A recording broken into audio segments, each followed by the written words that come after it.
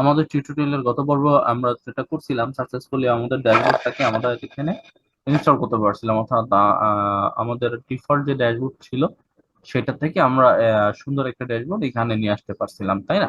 আচ্ছা, তো এখন যেটা করতে হবে সেটা হচ্ছে আমরা যেটা করবো সেটা হচ্ছে আমাদের পেজটাকে সেগমেন্ট করে ফেলবো, অর্থাৎ ভাগ করে ফেলবো। আমাদের হেডার পার্ট আলাদা হবে, সাইড বার আলাদা হবে, ফুটার পার্ট আলাদা হবে, ঠিক আছে? তো এই জিনিসটা করার জন্য এখন আমাদেরকে যেটা করতে হবে সেটা হচ্ছে যে আমি এখানে আসতেছি, আসার পরে এই আমাদের অ্যাডমিনের ভিতরে একটা ফোল্ডার তৈরি করে নিচ্ছি বডি নামে, হ্যাঁ, বডি। ওকে, তো এখানে মূলত আমরা কি কি জিনিস সেগমেন্ট করবো সেটা হচ্ছে আমাদের হেডার পার্ট, ফুটার পার্ট, সাইড বার পার্ট, এই তিনটা জিনিসকে আমরা কি করবো, সেগমেন্ট করে ফেলবো, ঠিক আছে? তো এই জন্য আমি এখানে যেটা করবো, এই বডির ভিতরে তিনটা ফাইল তৈরি করে নিচ্ছি। সেটা হচ্ছে হেডার ডট ডট পিএইচপি,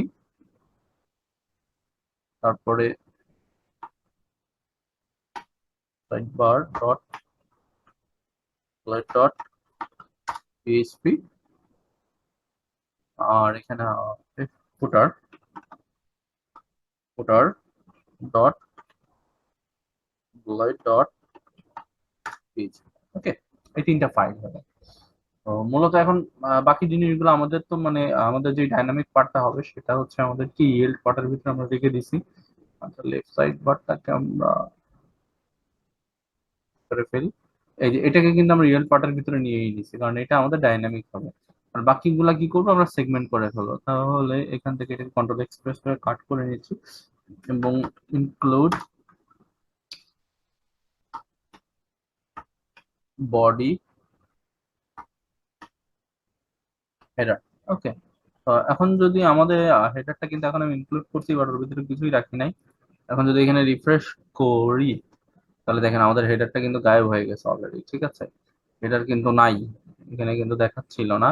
আমি যেটা করি সেটা হচ্ছে আমাদের হেডার ব্লেড এখানে এসে আমাদের এটা কন্ট্রোল হিসেবে পেস্ট করে দিলাম, হ্যাঁ।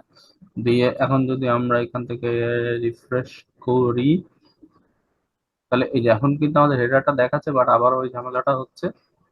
এখান থেকে কপি করে নিয়ে আসলাম, এখান থেকে এসে পেস্ট গো, তাহলে এই যে আমাদের উপরে হেডারটা কিন্তু দেখাচ্ছে। বাট আমি যদি নর্মালি এখান থেকে এসে আমাদের এই যে ইনক্লুড করছি যেটা, এটাকে আমরা কন্ট্রোল এক্সপ্রেস করে কাট করে নিই, কাট করে নিয়ে সরি এটা না, এখান থেকে এসে যদি এখন আমরা রিফ্রেশ করি বা রিলোড দিই তাহলে দেখবো যে উপরের হেডার সেকশনটা কিন্তু আমাদের নাই। আর হেডার সেকশন না থাকলে নর্মালি এটা ভেঙে যাওয়াটাই স্বাভাবিক, কিন্তু ডিজাইনের ভিতরে চেঞ্জ চলে আসছে, ঠিক আছে?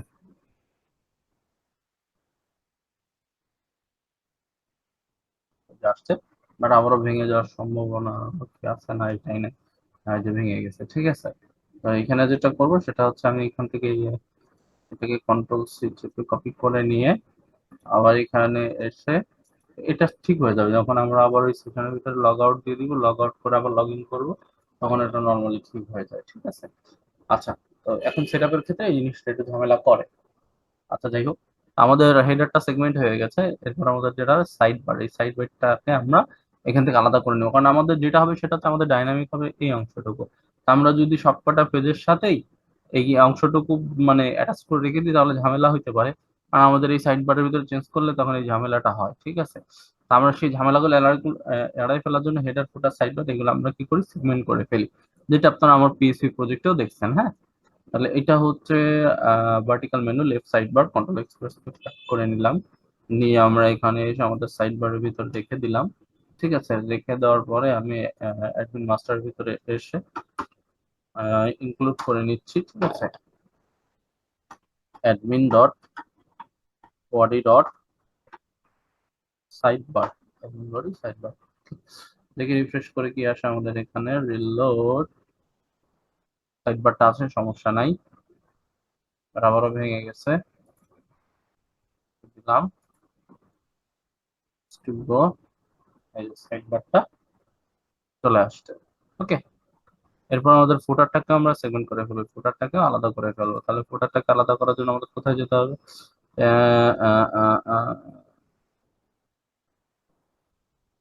আচ্ছা, রাইট পার্স সেটিং, আচ্ছা, এখানে একটা সেটিং এর আইকন আছে, তো এটা আমাদের লাগবে না, তো এই সেটিংটাকে আমরা রিমুভ করে দিচ্ছি। মানে, আচ্ছা, এখানে এটা কাজ করবে না, সমস্যা নাই।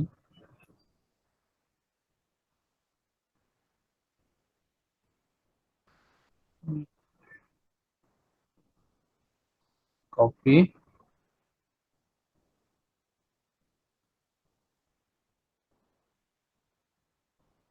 আছে, তাহলে এখানের এই গিয়ার আইকন বা এটা আমাদের লাগবে না, তো এটা আমরা উঠাই দিচ্ছি।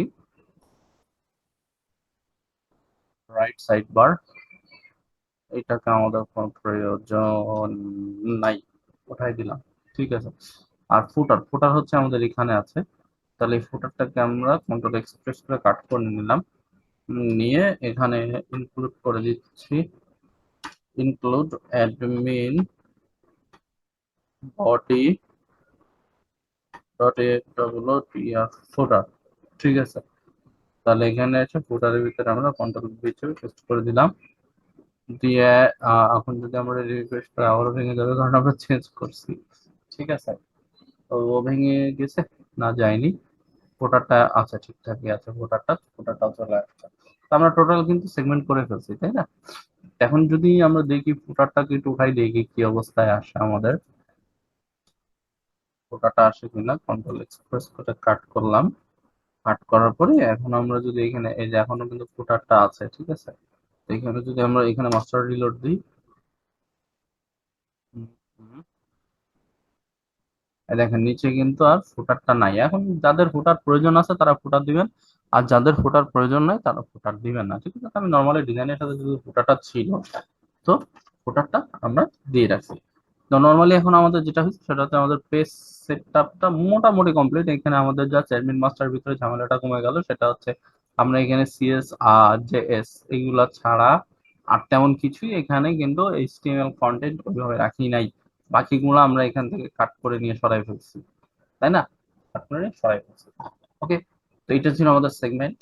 পরবর্তী পর্বে আমরা দেখি কি করতে পারি। তো দেখা হচ্ছে আপনাদের সাথে নেক্সট টিউটোরিয়াল, ততক্ষণ ভালো থাকবেন। আল্লাহ হাফেজ।